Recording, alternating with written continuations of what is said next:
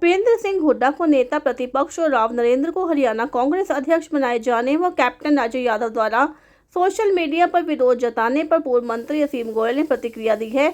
उन्होंने इसे नई बोतल में पुरानी शराब बताया और कहा 2029 में हमारी जीत निश्चित हो गई है। उन्होंने कहा इनके खुद के लोग इसे गलत बता रहे हैं। जब तक ये भाजपा को घेरने निकलेंगे तब तक इन्हें इनके ही लोग विंडो से बाहर नहीं निकलने देंगे। ये कबड्डी नहीं कह पाएंगे, ये मैदान में उतर नहीं पाएंगे। मुझे हुड्डा साहब वरिष्ठ नेता हैं, मैं उनको कह के तंज नहीं कस रहा, लेकिन कांग्रेस की स्थिति कह रहा हूं कि नई बोतल में पुरानी शराब। मैंने माफ कीजिए, मैं हुड्डा साहब के लिए नहीं कह रहा, लेकिन अगर कांग्रेस ने यही कुछ करना था तो साल का इंतजार क्यों किया भाई। और देखिए, मैं तो कहता हूं कि कांग्रेस ने प्रशस्त कर दी है हमारी 2029 की भी जीत। जनता का आशीर्वाद तो हमारे साथ है ही है, लेकिन कांग्रेस की जो अंतर्कलह है वो हम नहीं कह रहे, कांग्रेस के ही लोग लिख रहे हैं कि ये पार्टी ने बहुत गलत किया। ये मैं नहीं कह रहा जी, कांग्रेस के बड़े नेता, और वो दर्द स्वाभाविक है। इतनी देर तो हुड्डा साहब और राव नरेंद्र जी मैदान में उतरेंगे बीजेपी को घेरने के लिए, मुझे लगता है, लेकिन इनको जो विंडो है उससे बाहर इनके कांग्रेस के लोग बाहर ही नहीं निकलने देंगे। ये कबड्डी भी कह नहीं पाएंगे, ये मैदान पे उतर ही नहीं पाएंगे। बीजेपी से मुकाबला करना तो दूर।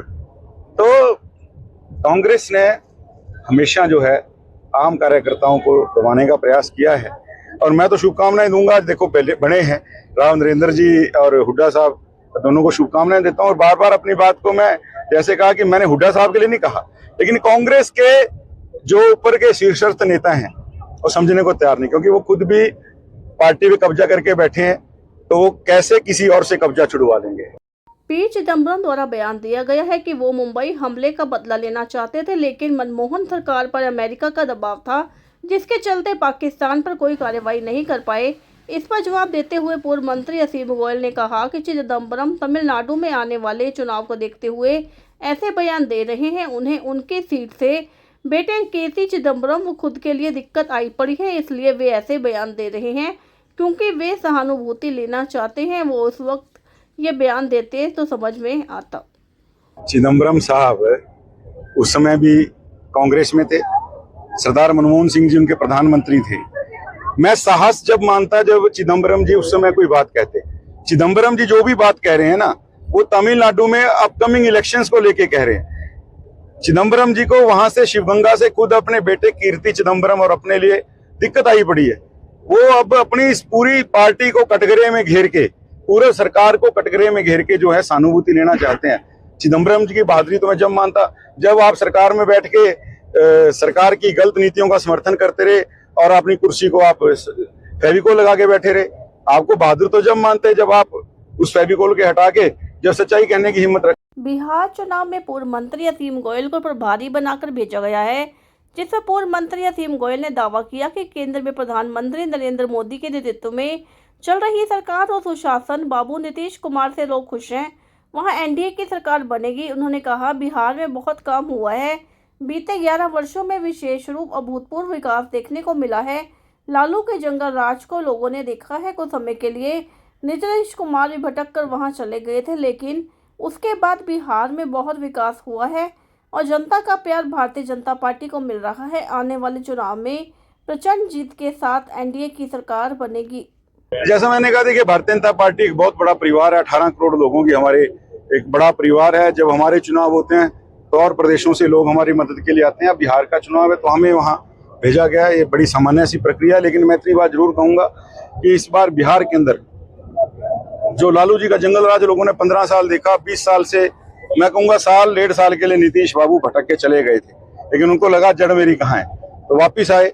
जो साढ़े 18 साल का नीतीश बाबू का सुशासन है और पिछले 10-11 साल से नरेंद्र मोदी जी ने जो जिस प्रकार से अथाह अभूतपूर्व तरक्की, यानी मैं पटना से 4 साल पहले गया था। पटना घुसने के अंदर ही 1.25 घंटा लगता था। गंगा मैया का से एक जो ब्रिज था पुराना, जवाहर सेतु, गांधी सेतु के नाम से जानते हैं, गांधी से अभी, लेकिन लोग नायक जयप्रकाश जी के नाम पे वहां जेपी पथ बना है। और आप देखिए 20 किलोमीटर से लंबा जो है मेरीन ड्राइव, गंगा सेतु, एक नहीं 3-3 सेतु। यानी पटना, मैं खाली एक पटना की बात नहीं कर रहा, मेरे पास वहाँ बेगूसराय, खगड़िया से लेके मुंगेर, जमुई, आपका नालंदा, शेखपुरा, इस प्रकार से बाढ़, ये कई जिले हैं। और बेगूसराय मुझे लोग कहते थे, मैंने कहा यार मैंने तो सुना है 4.5 घंटे लगेंगे, बोले कोई बात नहीं जी 1.5 घंटे में पहुंच जाएंगे। अब मोदी सरकार का बिहार है, नीतीश बाबू का बिहार है। मुंगेर 7 घंटे लगते थे, हम 2.5 घंटे में मुंगेर पहुंचे। और मैं हैरान था, आज मैं स्वास्थ्य सेवाओं की बात कर रहा हूं तो मैंने देखा एक बहुत बड़ी बिल्डिंग वहां पटना मेडिकल कॉलेज। मैंने कहा भैया ये क्या है, वो हंसने लगा, बोला जी आपको विश्वास नहीं होगा। मैंने कहा हॉस्पिटल तो लग रहा है कि ये एक ही हॉस्पिटल पर जी, एक ही हॉस्पिटल, 6500 बेड का हॉस्पिटल सरकारी, यानी एम्स के अंदर भी किसी में 6500 बेड नहीं है।